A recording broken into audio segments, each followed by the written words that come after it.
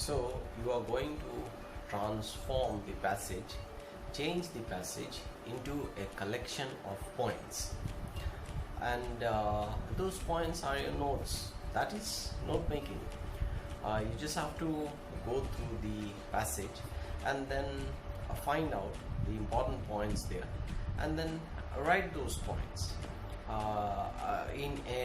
write those points in a sequence, one after the other. So here it is. See, so we have completed title, and now it comes to the points. Now the points, as you can see in the board, the points, see, look at the points. The points are divided into two parts. What are the two parts? The two parts are main points and sub points. Sub points can be further divided into sub points, and so on and so forth. But the first important thing is the main point. And how many main points should be there? There should be minimum 5 main points. No, not 5. Minimum 3 main points and maximum 5 main points. You'll remember that, right? Minimum 3, maximum 5. Of course, you can write more than that. You can write, say, 10 main points. You can write 20 main points. You can write 30 main points.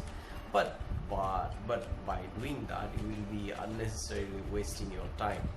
You do try to understand that this is just one question in your question paper. The other questions are there for you to answer. You cannot spend too much time while answering this question. So that's why minimum 3 and maximum 5 is okay. So minimum 3 main points, and each main point, do mark my words, each main point should have minimum 3 sub points. Minimum how many sub points? 3 sub points. Okay, minimum 3 sub points, which can be maximum up to 5. But then minimum requirement is 3. So how many main points? How many fingers am I showing? 3 fingers. So 3 main points. Now this is one main point, right? So this one main point should have how many sub points? Again 3 fingers. So 3 sub points. Okay.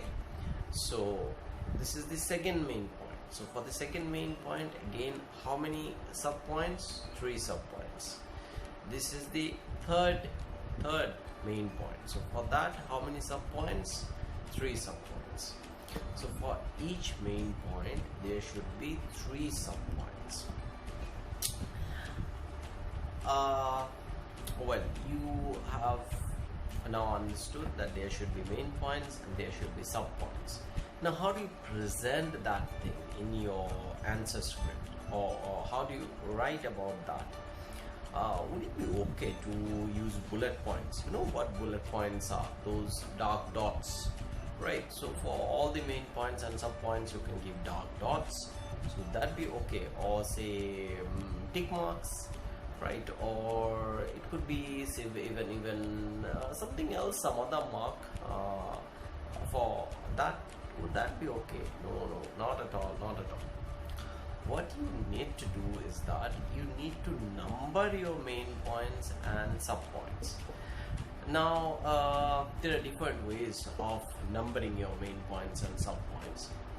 Children, I have seen many children prefer to do it like they will give the number the main point as 1, numeral 1. They use numeral 1 to number the main point, and then for the sub points they will use A, B, C, like that.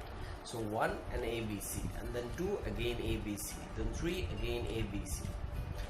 But what I suggest is that the best way of doing it, the easiest way of doing it, the simplest way of doing it is to follow the decimal format of numbering system. Now, what is the decimal format? Yeah, we all know what decimal is. Decimal is that dot, right, that you give, like 2.1. So that dot is the decimal system, that decimal. Okay, and 1 to 10. So in the decimal system, what we do is that we use the Arabic numeral 1 for the main point. Okay, the Arabic numeral 1. And for the second main point, again the Arabic numeral 2. So this is how we write 1. This is how we write 2. This is how we write 3. So 1 for main point, 2 for the second main point, 3 for the third main point. So that is what we are going to write. So that's easy. 1, 2, 3. 2 comes after 1 and 3 comes after 2. So it's in a sequence, 1, 2, 3. So the examiner also knows, the reader also knows that this is your first point, that is main point, first main point, because it has got the numeral 1, right? And this is your second because it has got the numeral 2, and this is your third because it has got the numeral 3. So the one comes after the other, and it shows a process, more like a flow chart, what comes after what. And the same thing is there in the passage also, because passage is a collection of say paragraphs. One paragraph comes after another paragraph, and that sequence is nicely reproduced in your notes by means of this numbering 1, 2, 3. Okay, fine. The problem comes with the numbering of the subpoints. How do you do that? That also is easy. We are doing the decimal system. So the decimal system, what is it about? It is very simple. What does it tell is that, suppose the main point is 1, then how many subpoints should be there under the main point? Obviously 3 subpoints should be there.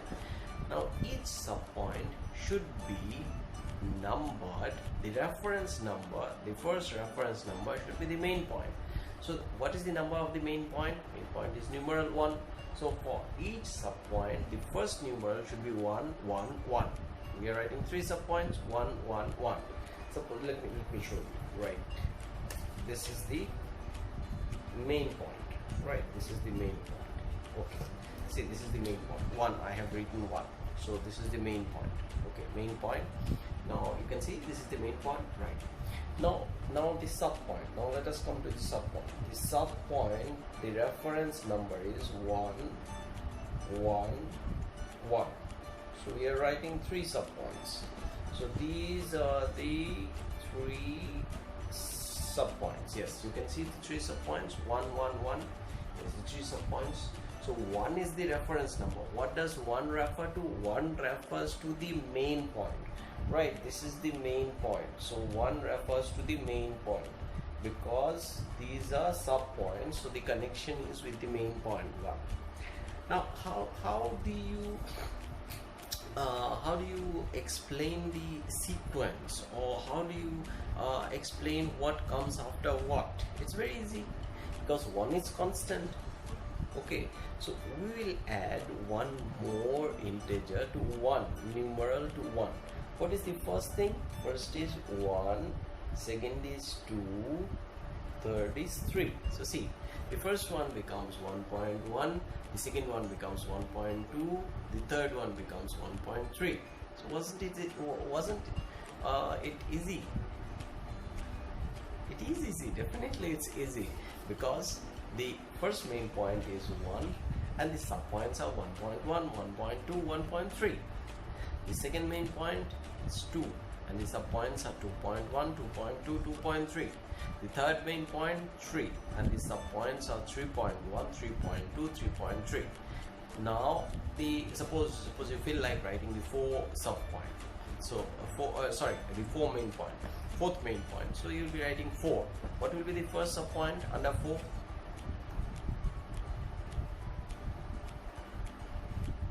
Yes, you are right. It should be 4.1. And the second one 4.2. And the third one 4.3. Okay.